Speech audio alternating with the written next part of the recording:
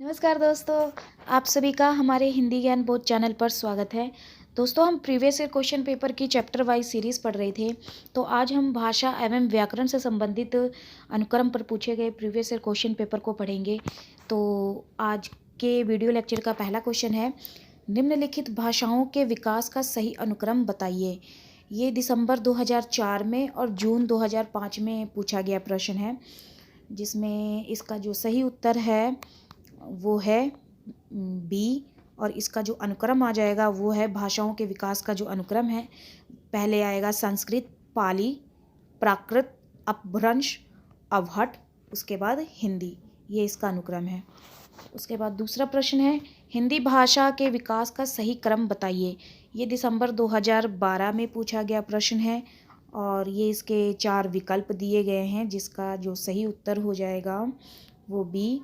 और इसका अनुक्रम मैंने दिया है नीचे, भाषाओं के विकास का अनुक्रम, जिसमें देखिए ये रिपीट हुआ है, संस्कृत, पाली, प्राकृत, अपभ्रंश, अवहट और हिंदी। उसके बाद जो तीसरा प्रश्न है, भाषा निर्माण को इकाइयों का सही अनुक्रम बताइए। ये दिसंबर 2004 का प्रश्न है और इसका जो सही उत्तर हो जाएगा वो है डी, जिसमें पहले ध्वनि आती है, उसके बाद शब्द, फिर पद, फिर वाक्य। और चौथा प्रश्न है, निम्नांकित में से उच्चारण स्थान के आधार पर कंठ से लेकर मुख विवर में उच्चरित व्यंजन ध्वनियों का सही अनुक्रम बताइए। ये दिसंबर 2014 का प्रश्न है और इसका जो सही उत्तर है वो है ए। पांचवा प्रश्न है, ब्राह्मी लिपि के विकास का अनुक्रम क्या है। ये जून 2012 का प्रश्न है और इसका सही उत्तर है ए। और ब्राह्मी लिपि के विकास का जो अनुक्रम है वो इस तरह है, पहले आएगा आक्षरिक लिपि, फिर सिंधु घाटी की लिपि, ब्राह्मी लिपि, गुप्त लिपि, कुटिल लिपि, शारदा लिपि, प्राचीन नागरी, फिर देवनागरी लिपि। ये पांचवा प्रश्न का अनुक्रम है, नीचे दिया है। उसके बाद छठवां प्रश्न है, देवनागरी लिपि का सही विकास क्रम क्या है। ये दिसंबर 2014 का प्रश्न है। ये 4 विकल्प दिए हैं और इसका सही उत्तर हो जाएगा सी। और देवनागरी लिपि का विकास क्रम है, पहले आएगा आंचलिक लिपि, उसके बाद सिंधु घाटी की लिपि, ब्राह्मी लिपि, गुप्त लिपि, कुटिल लिपि, शारदा लिपि, प्राचीन नागरी, फिर देवनागरी लिपि। सातवां प्रश्न है, सातवां प्रश्न करने से पहले मैं आपको बता दूं दोस्तों, मैंने टेलीग्राम चैनल बनाया हुआ है जहाँ पे मैं free of cost study material UGC net और अदर हिंदी सब्जेक्ट से जो परीक्षाएं होती हैं उनके सारे स्टडी मटेरियल मैं वहाँ पे उपलब्ध करवाती हूँ। अगर आपको ज्वाइन होना है तो मैं डिस्क्रिप्शन में लिंक मैंने दे रखा है, आप क्लिक करके डायरेक्ट ज्वाइन हो सकते हैं। तो चलिए सातवां प्रश्न करते हैं, हिंदी प्रसार के संदर्भ में निम्नलिखित प्रमुख संस्थाओं का कालक्रम के अनुसार सही अनुक्रम कौन सा है। ये 4 विकल्प दिए हैं, जिसका सही उत्तर हो जाएगा बी। और इसका अनुक्रम है काशी परचारणी सभा, जो काशी में हुई थी, समय इसका 1893 ईस्वी। हिंदी साहित्य सम्मेलन प्रयाग में हुआ था और इसका समय 1910 ईस्वी। दक्षिण भारत हिंदी प्रचार सभा चेन्नई में हुआ था और इसका समय 1915 ईस्वी।